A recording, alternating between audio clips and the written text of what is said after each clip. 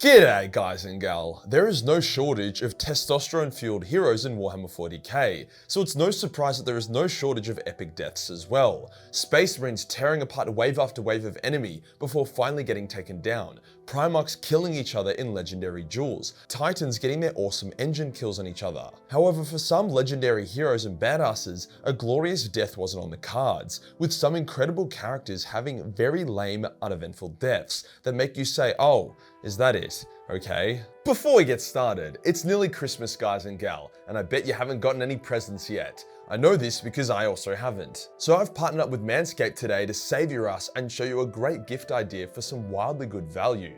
Manscaped are at the forefront of men's grooming, whether it be their Plow 2.0 for eliminating neckbeards or the Handyman for shaving versatility. They have your back. But the real highlight today is the new Performance Package 5.0 Ultra, which features the new and improved Lawnmower 5.0 Ultra, with the 5.0 featuring a new skin-safe attachment, 60 minutes of rechargeable battery life, way cooler LED lights, and as always, it's waterproof. I literally leave mine in the shower, no issue. The package also includes the Weed Whacker 2.0, which is a safe, easy way to keep the nose and ear hairs trimmed, as well as an aftershave lotion to make shaving rashes and bumps a fever dream of the past. To top it off, it also features the signature crop preserver, not to mention the bonus boxes and toiletries bag combo. You're already saving 45% by getting these items in a package as opposed to individual, but if you then also use my link and code Majorkill below, you'll get another 20% off and free international shipping. Cheers to Manscaped for sponsoring this video. Today we'll go over 5 absolutely badass characters that had very lame deaths,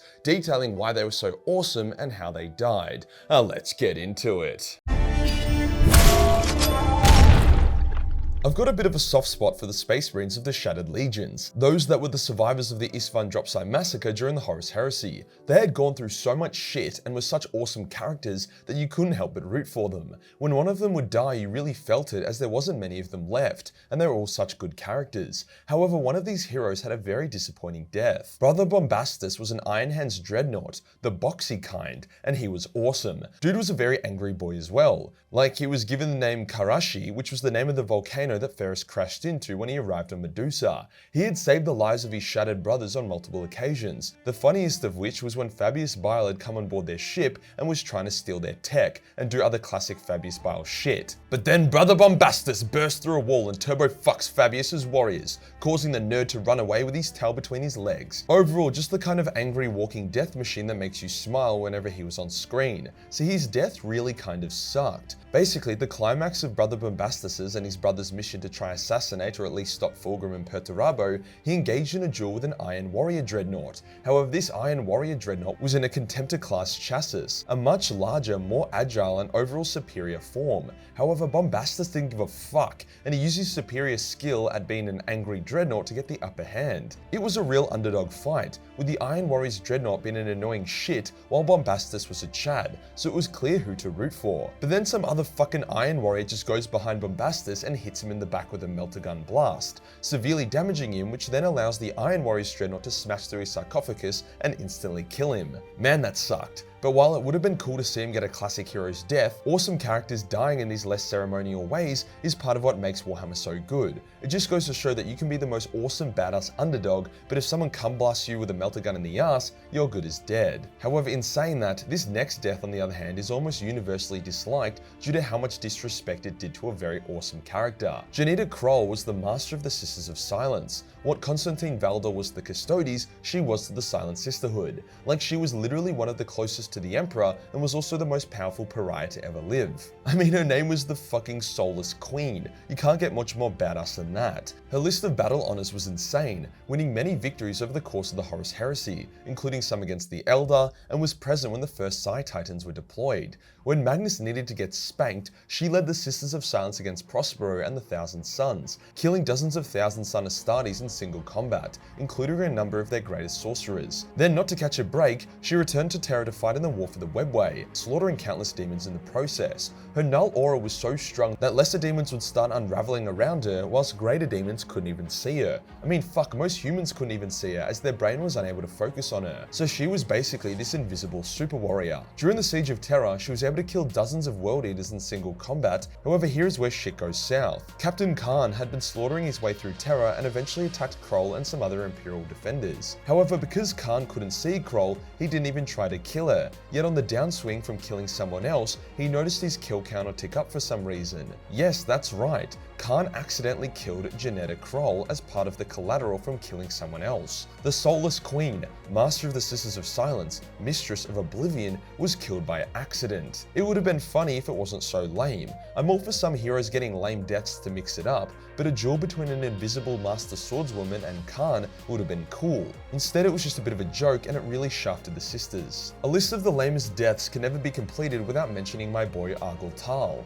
Argyle is one of the few fantastically written traitors. While pretty much all other word bearers were these insufferable mustache-twirling villains that you couldn't wait to see die, except other than Barthuza Narek, he was dope, Argyle was this complicated dude with an interesting moral code, and he had also merged with a demon.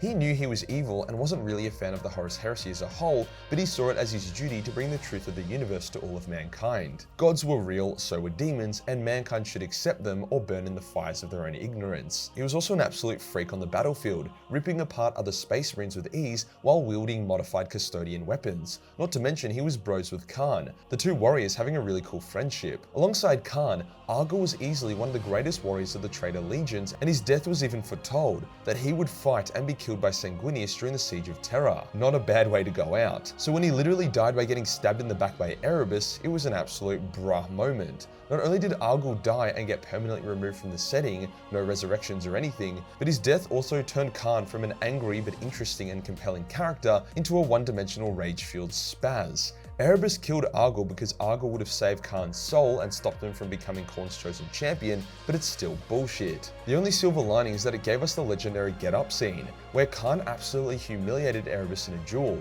but that was a drop of water on the lame-ass fire that was Argyle's death. This next one is pretty interesting, with various opinions on if it was cool or lame as hell. This being the death of Conrad Curse. Conrad was an absolute nightmare. Out of all the traitor Primarchs, he was by far the least fun to fight against. He almost killed Guilliman and the Lion by luring them into a trap, killed the shit out of Vulcan many times, almost killed Rogel Dawn during a manic episode, stopped Corvus from killing Lorga and then freaked him out in the process. Even Sanguinius was hesitant to fight his psychotic brother. Conrad was also one of the only traitors that genuinely stuck to their own moral code, no matter how twisted it was, and actively rejected chaos, making the Nightlord Legion extremely cool in the process. So it was a bit rough that he was also the only Primarch to more or less commit suicide. Conrad was obsessed with his visions coming true. He actively worked to ensure they would all come true, even if it meant being evil or fucking himself over. So when he saw a vision of the Emperor sending an assassin to kill him, he embraced that death with open arms, as he believed it vindicated his choice to become a traitor, since he had previously foreseen his death at the Emperor's hands, so technically the Emperor was a traitor, not him. Now, as I'm sure you can tell, that logic is extremely flawed and shitty, which sums up Conrad pretty well. The deeper layer to that though was that Conrad was terrified of the potential truth that his visions could be wrong,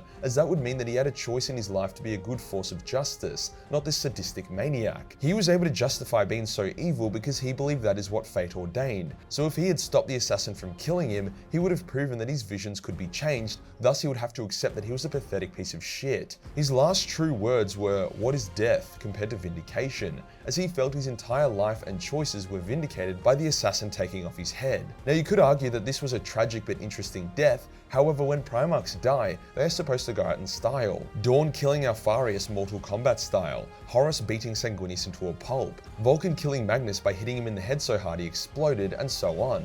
They aren't supposed to go out by sticking out their neck and smiling while a Catan phase blade parts their head from their body. But look, the jury is still out on this one. I'm down to accept that the deep meaning behind Conrad's death could make it not lame. And finally, because of course it's on this list, the many embarrassing deaths of the avatars of Cain. Admittedly, GW has gotten a bit better at treating the avatar of Cain with more respect since their new model got released. But holy shit dude, You'd think that a flaming molten avatar of the god of war wouldn't go down like a bitch all the time. The classic lame death of an avatar that people know and don't really love is when Fulgrim threw his Slaneshi sword in the air, which distracted the avatar because apparently he's a little puppy dog or something, then he proceeded to tackle the avatar and choke him to death. Even though avatars don't need to breathe and their skin is made of fucking lava. Not to mention that time Marnius Calgar also killed an avatar because he punched him really hard. Like, what? In another pretty lame example, an avatar once challenged the Swarmlord to a duel, and in return the Swarmlord just sent a bunch of carnifexes that proceeded to unceremoniously rip the avatar to shreds. When people make jokes about Kane being the galaxy's punching bag, this is what they mean.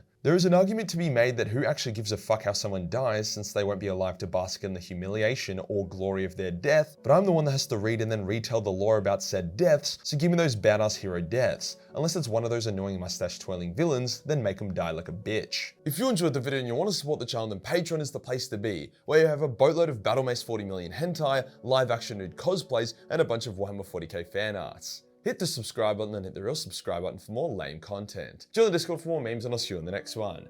Peace.